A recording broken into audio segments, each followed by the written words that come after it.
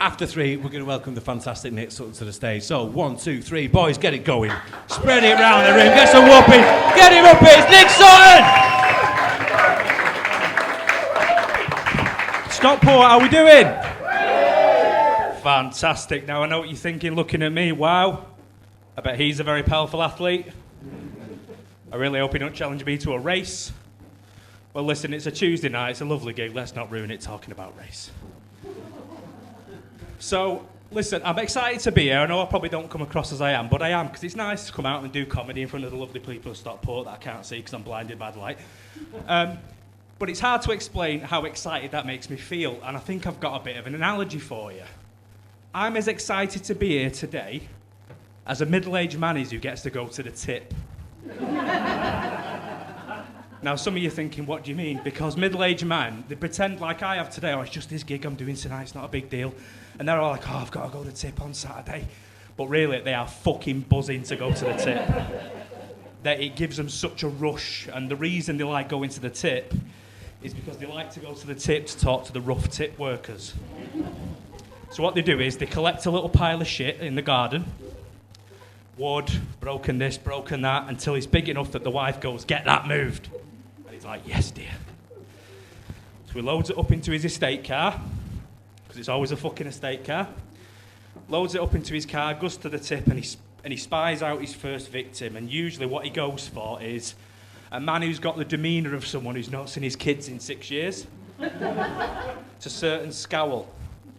Anyway, he goes up to this guy, gets a little piece of wood out the boot, goes, excuse me, mate, where do I put this wood? And he looks at him and goes, wood goes in bay 5. And your man gets this rush. Yes, it fucking does. Tell me where the wood goes, Daddy. Oh, I'm just fucking useless, aren't I? I'm fucking useless, I'm fucking horrible, fucking spit on me. So that's how I feel being here tonight. So, good people of Stockport, if anyone would like to spit on me, I'd really like it. Maybe that's why I'm struggling with dating, you know. It's getting the expectation. They all say they're going to spit on you, but when it gets to the time, oh, I've got a dry mouth. Is anybody online dating or done online dating in the room? No? Yeah? Fucking grim, innit? And I understand this, it's more grim for women. I've got a lot of female friends and they always tell me, look, the messages they get are fucking horrendous. And I said to them, well, what's the worst message you've ever had? And within about 3 seconds, she sent me a screenshot of a message, and it just said this. First message from a man on a dating app. It said, twist my dick like you're making a balloon animal. And I thought, fucking hell, lad. At least say please. But look, I'm aware of what, I make a joke about it. I'm a big dude, right? I'm a fat guy. And online dating for me is like playing a game on hard mode. Gamer boys, they'll know that.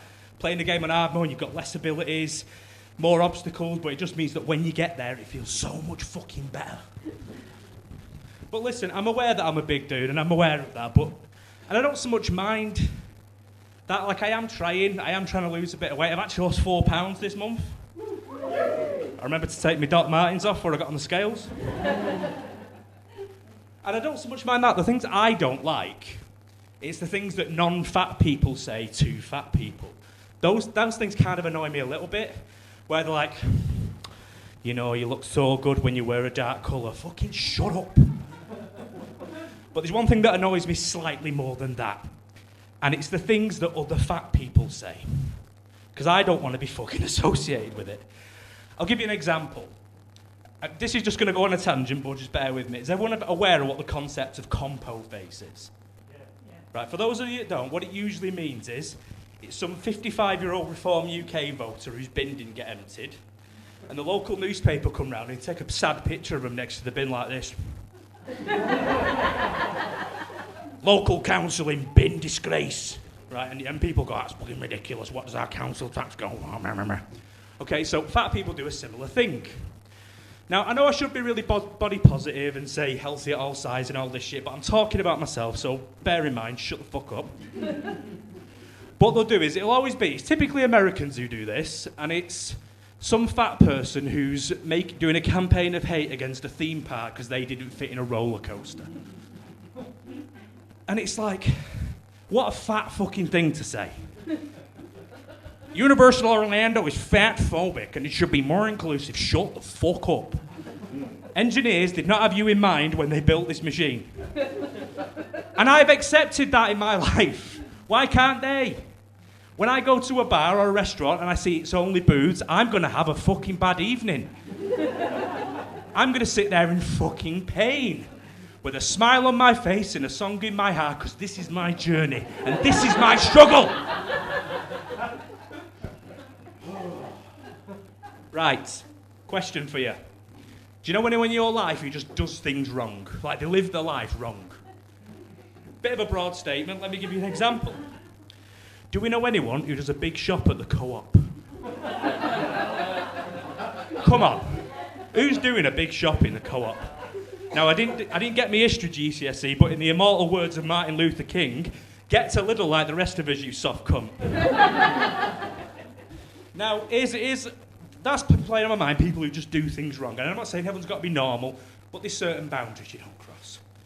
For example, these two things happened to me in the same day. I went to my local post office and I'm waiting in the queue, and there's an advertisement that says post office broadband. And I thought, who the fucking hell is buying post office broadband? Like, who's going, well, in terms of delivery companies, I think post office has the best speed. No, you start out, you buy your broadband. Unless, postmen come and install it, because that's a time saver, and I'm all about efficiency. Anyway, thought that's weird. Later that day, I was in the cinema, and I sat down, and two people came and sat in front of me in the cinema, and they had bought alcohol in the cinema. Now, I don't really think you need a drink in the cinema, but if you were going to, people in this room, lovely people of Stockport, what would you do if you wanted an alcoholic drink in the cinema? You'd sneak 2 cans in your coat pocket, like a normal person. But no, these two people have done what I can only describe as maybe the most pathetic way to technically consume your daily allowance of units, which was these 2 plastic wine glasses with peel-off lids filled with just gutter trash fucking rosé wine. And I'm trying to watch this film, but I'm too distracted by these fucking Luddites in front of me. We're sitting there trying to aerate a plastic glass of rosé while they watch How to Train Your Dragon. And I'm there, I'm like, these fucking people. Then suddenly this epiphany hit me. I went like, these are the people who buy post office broadband. They don't know where they're supposed to buy anything. And I'm there and I'm like, they're not going to get the Co-op before it shuts. No butties for them tomorrow. So anyway, I like to ask questions and I like to get the audience involved. So I've got another question for the audience in the room. Does anyone in this room have hay fever? Yeah. You do? Well, I've got another question for you. How the fuck are you still alive? You're allergic to the world. You're allergic to out there. Fucking ridiculous. But listen, a lot of my friends have got hay fever, but at the same time, a lot of my friends have got like nice houses and families and nice fucking, they go on nice holidays and they've got fucking pergolas and astroturf, and I've got exactly fuck all. But I don't have hay fever. I could have real fucking grass. If I had an house. Listen, I've got one more joke for you today, and this is a bit, this is a new act and I've never done this joke before, so can you bear with me? Yeah. Cool, so there's no intro, the joke is my dad's a racist. Can anyone relate? Yes. Now, my dad's 70, and I think he purely does it now just to wind me up. I think he does it just because it keeps me and my sister in contact. Our WhatsApp group is just me and her saying things that he said. But now, I think we can agree, we're all pretty, up and, we're all modern people, we can agree that there's no room for racism in this world. There's only one race, and that's the human race. Can we all agree? Yeah. Good. However, it can be funny